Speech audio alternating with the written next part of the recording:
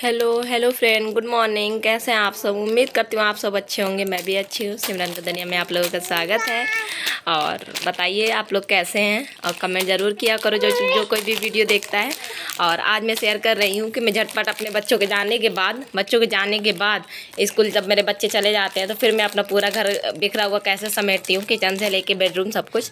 तो सबसे पहले मैं आ गई बच्चों के जाते ही। चीकू को मैंने ऊपर बैठा, फिर बिस्तर उस्तर साफ़ किया, नीचे से मैट वैट हटाया।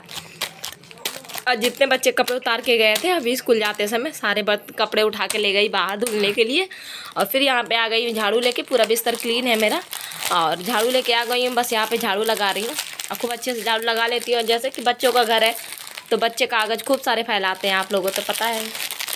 यहाँ पे पता है, यहाँ पे वो चीकू पीछे से वो टोस की पन्नी से खेल रही है तो चीकू की आवाज़ आ सकती है, टोस का पन्नी की आवाज़ आ सकता है, तो आप लोग उसकी आवाज़ भी इंजॉय कीजिएगा। और यहाँ पे चीकू वो डुगू का वो था सैंडल था बाहर था, कल हम लोग घूमने गए थे तो वही पहन के गया था तो मैंने अंदर रखा। और फिर अच्छे से मैंने झाड़ू लगा लिया। झाड़ू लगाने के बाद बस मैं चली आई थी पोछा लगाने को।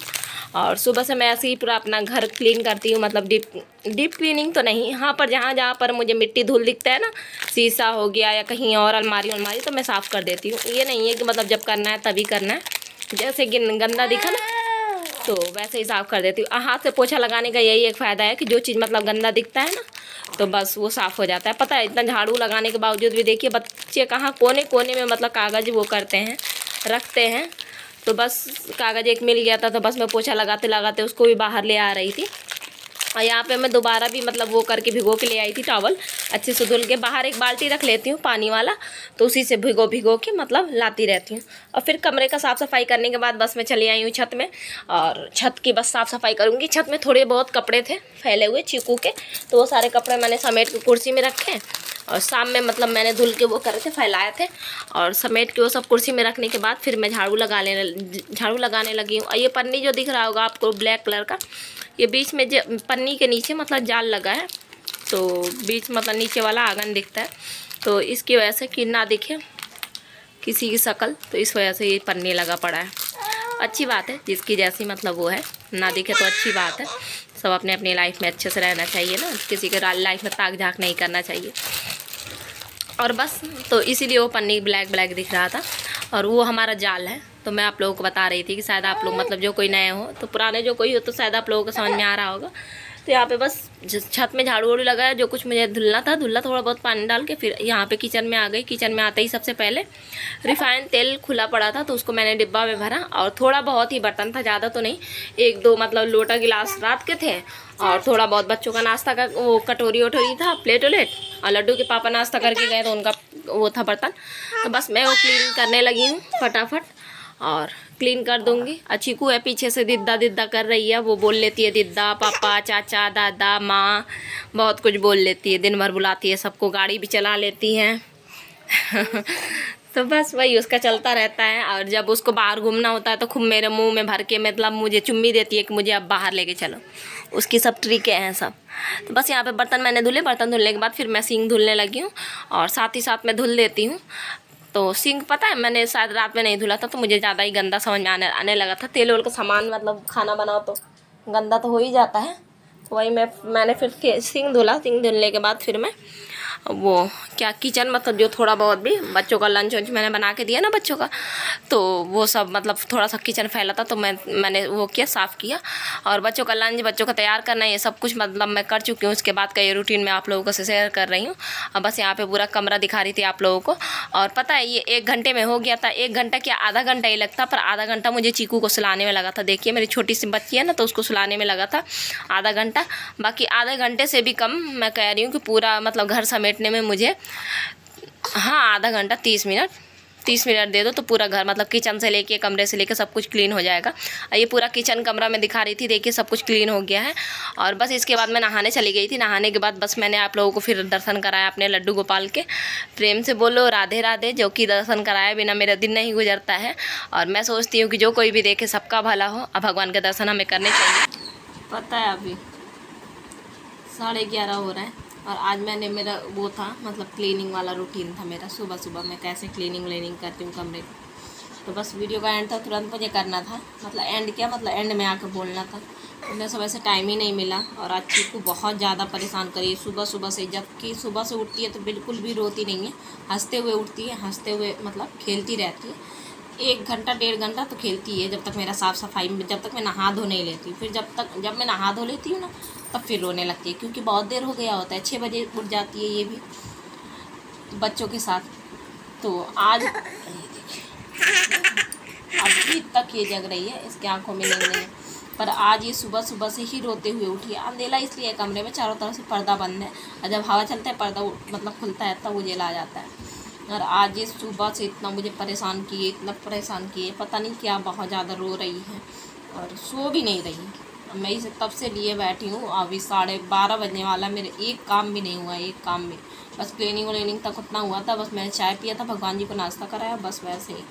लड्डू के पापा आए थे तो उनको नाश्ता उस तक मतलब आज खाना तो बना नहीं था, तो वही दूध दे दिया था, तो अपना पी के चले गए। अब दोबारा आएंगे खाना खाने के लिए। सत्तू मतलब घोर के, सत्तू में पानी डाल के और शक्कर डाल के घोर के पी के और दूध पी के चले गए। अब दोबारा आएंगे आज खाना खाने, वरना डेली आते नहीं हैं। एक बार खा पी के चले जाते हैं 1 बजे तक, 1:30 बजे तक, तो फिर अब रात में आते हैं दूध लेके, पर आज आएंगे। और इतना परेशान किए, क्या बताऊँ, समझ में नहीं आ रहा है। तो दाल भी नहीं है ना, वरना दाल बनने को रख देती तो बस सब्जी और बनाना होता, सूखी सब्जी तुरंत बन जाता है। आज को सब्जी वब्जी बनाना पड़ेगा, पर ये सोए तब तो सो ही नहीं रही है, बच्चे है नहीं। और किचन में ले जाती हूँ तो ठंडी था तो कोई दिक्कत नहीं थी, ठंडी में कोई गर्मी नहीं। अब गर्मी है तो बहुत गर्मी लगता, तुरंत पसीना पसीना निकलने लगता है, तो चिल्लाने लगती है। फिर किचन में तो पंखा उंखा है नहीं, चारों तरफ से किचन तप रहा है। बच्चों के साथ यही होता है, चाहे तुम सुबह में 5 बजे उठ जाओ, चाहे 4 बजे, अगर छोटे बच्चे घर में हैं तो उनके मर्ज़ी से काम होता है, हमारे उठने से काम नहीं होता है। और आप लोगों के घर में अगर बच्चे छोटे, सबके घर में होते हैं, तो आप लोग समझ सकते हो मैं क्या कहना चाह रही हूँ। जिसके घर में मान लो संभालने वाले होते हैं तो वो बात दूसरी है कि कोई घंटे 2 घंटे को ले लेते जब तक तुम्हारा खाना बन जाए। पर जिसके यहाँ कोई भी ना हो देखने के लिए, संभालने के लिए। और एक दिन संभालने से याद आया, मैं कल परसों इसे मैं किचन में बैठा के, मतलब ये सो रही थी तो थोड़ी 5-10 मिनट को ये सोया, इसने नैप लिया, बस उठ गई। अब मैं इसे किचन में बैठा के मैं बाथरूम में चली गई। मुझे बाथरूम आई थी बहुत ज़्यादा तेज़ी से, मैं बाथरूम में चली गई। अभी मैं बस बाथरूम में गई, ये इतना रोई कि मेरा बाथरूम में जाना भी दुश्वार हो गया। मैं तुरंत दौड़ के आई, इतना रोए चिल्ला के। जबकि ऊपर नीचे वाला ही से मतलब पोर्शन है, ऐसा नहीं है कि मैं बहुत ज़्यादा 2-4 घर छोड़ के रहती हूँ तो बच्चे की आवाज़ सुनाई नहीं देती है। पर मतलब नहीं है किसी को, बच्चा है तो क्या हुआ, रो रहा है तो क्या हुआ, किसी को भी कुछ भी मतलब नहीं है। किसी से मतलब ये है कि मतलब इनकी दादी से मतलब है, और बाकी तो मैं किसी से उम्मीद नहीं करती हूँ। और पर ठीक है, जो जैसा है, जिसके अंदर बच्चे के लिए ममता नहीं है उसको हम क्या कह सकते हैं, उसको हम कुछ नहीं कह सकते हैं। और इनसे कुछ भी हमारा नहीं हुआ है, इनसे कोई भी बातचीत, कोई कुछ भी नहीं हुआ है। बात जो कुछ भी हमारे बीच की है तो वो हमारी और दूसरी बहू के बीच की बात है। पर वो भेदभाव, उससे हमारा मतलब लेना देना नहीं है, तो वो कहती है कि हमसे भी नहीं है तुम्हारा। पर बच्चों के साथ नहीं करना चाहिए, मेरा मानना ये है।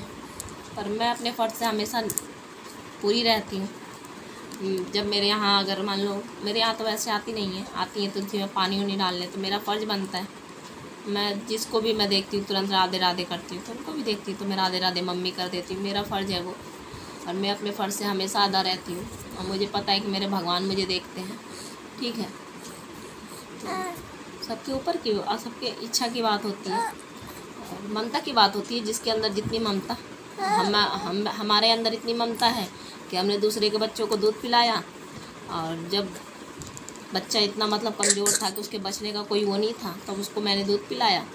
और फिर आज वही बच्चा बड़ा हो गया 5 साल का, तो अब कहा जाता है कि वो तुम्हारा पड़ोसी है, किराएदार है, वो तुम्हारा कोई नहीं लगते हैं। तो वो मेरी ममता थी, ये उन लोगों की ममता है।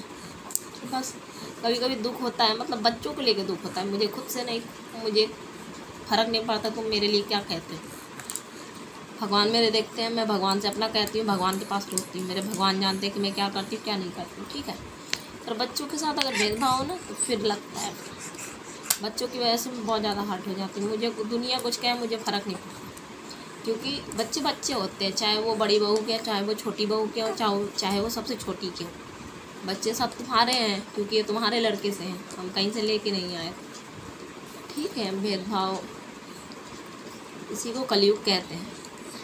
और कलयुग में यही है, तभी तो कुछ ना कुछ करके तो पता चलेगा कि ये कलयुग है।